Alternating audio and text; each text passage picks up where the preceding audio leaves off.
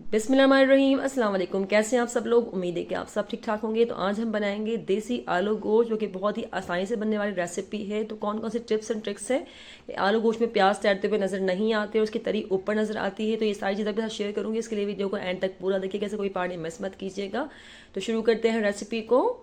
तो सबसे पहले मैंने यहाँ पर 2 गिलास पानी लिया है, तो ये पतीले में ऐड कर दिया है। तो अब यहाँ पे मैं 1 चाय का चमचा नमक ऐड करूँगी इसके अंदर। 1 टीस्पून ही यहाँ पे हम लाल मिर्च का पाउडर डालेंगे। 1/4 टीस्पून हल्दी पाउडर शामिल करेंगे। हाफ टी स्पून यहाँ पे धनिया पाउडर डालेंगे। 1 खाने का चम्मच हम यहाँ पे लहसुन अदरक का पेस्ट डाल देंगे। 4 अदद दरमियान साइज की प्याज को मैंने मोटा मोटा कट कर लिया था, तो ये भी इसमें ऐड कर देंगे। अब यहाँ पे मैं 1 किलो बीफ का गोश्त डालूंगी। तो 1 किलो बीफ का गोश्त है, तो इसमें ऐड कर देंगे। इन सब चीज़ों को अच्छे से मिक्स कर लेंगे।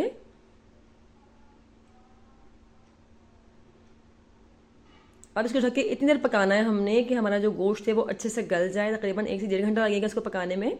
मीडियम फ्लेम पे इसको पकाना है हमने। तो 1 से 1.5 घंटे बाद इसको चेक करते हैं। थोड़ा सा मिक्स करेंगे इसको।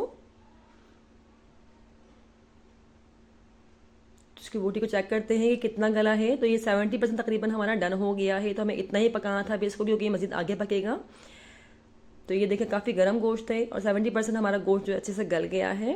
तो अभी यहाँ पे मैंने 1 मिनट टमाटर को मोटा मोटा काट लिया था, तो ये इसमें ऐड कर देंगे। और मैंने यहाँ पे पौना कप घी लिया है। घी या ऑयल कुछ भी आप इसके लिए यूज़ कर सकते हैं। तो ये इसमें ऐड कर देंगे। अब इसको अच्छे से मिक्स कर लेंगे।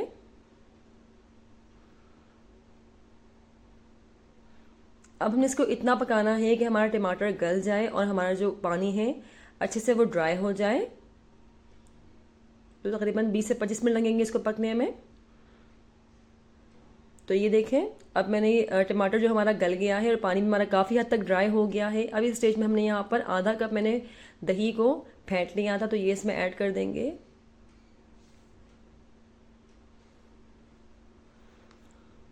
तो ये अच्छे से मिक्स कर लेंगे।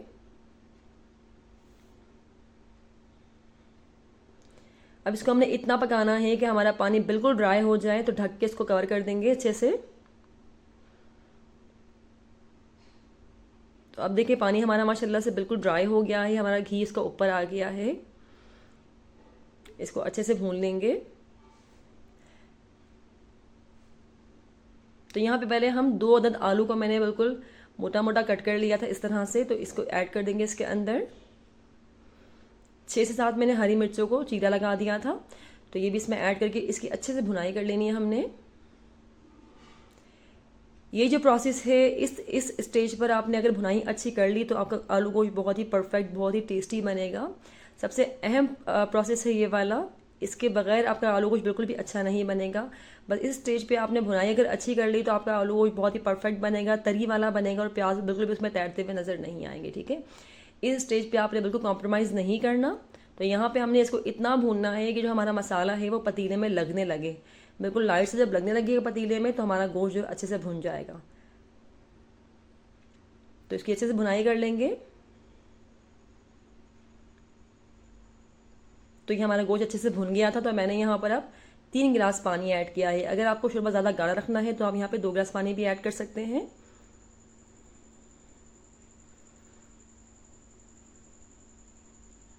तो ये हमने पूरा 3 गिलास पानी इसमें ऐड कर दिया है। अब इसको इतनी देर पकाएंगे कि हमारा शोरबा थोड़ा सा गाढ़ा हो जाए, हमारा आलू भी गल जाए अच्छे से। तो तकरीबन आधे घंटे के बाद हमारा शोरबा थोड़ा सा गाढ़ा हो गया है और हमारा आलू भी अच्छे से गल गया है। तो यहाँ पर मैंने दो खाने के चम्मच धनिया को बिल्कुल बारीक बारीक चॉप कर लिया था, तो ये इसमें ऐड कर देंगे। इसको अच्छे से मिक्स करेंगे। अभी मैं आपको आलू दिखाती हूँ कि आलू हमारा गल गया है कि नहीं। तो काफ़ी गर्म है अभी ये। तो ये देखिए माशाल्लाह से हमारा आलू अच्छे से गल गया है और हमारा खाना जो है बनके रेडी हो गया है। तो यहाँ पर मैं 1 चाय का चमचा भर के गरम मसाला ऐड कर दूंगी। ये ज़रूर डालिएगा, इसके बगैर खाना बिल्कुल भी अच्छा नहीं बनेगा। ये डाल के अच्छे से मिक्स कर लेंगे और अब फ्लेम को ऑफ करते हैं और इसका आपको फाइनल लुक दिखाती हूँ। तो ये देखिए माशाल्लाह से बेहतरीन सा हमारा आलू गोश्त बनके रेडी हो गया है। खाने में बहुत ही मज़ेदार लगता है। इसको आप रोटी या चावल के साथ सर्व कर सकते हैं। बहुत ही टेस्टी बनता है। और देखिए तरी माशाल्लाह से कितनी अच्छी ऊपर आई हुई है। तो इसी के साथ वीडियो पसंद आए वीडियो को लाइक कीजिएगा, चैनल पर अगर नए हैं चैनल को सब्सक्राइब करना ना भूलिएगा। मुझे दीजिए इजाज़त, मिलते हैं नेक्स्ट वीडियो में, तब तक के लिए अल्लाह हाफिज़।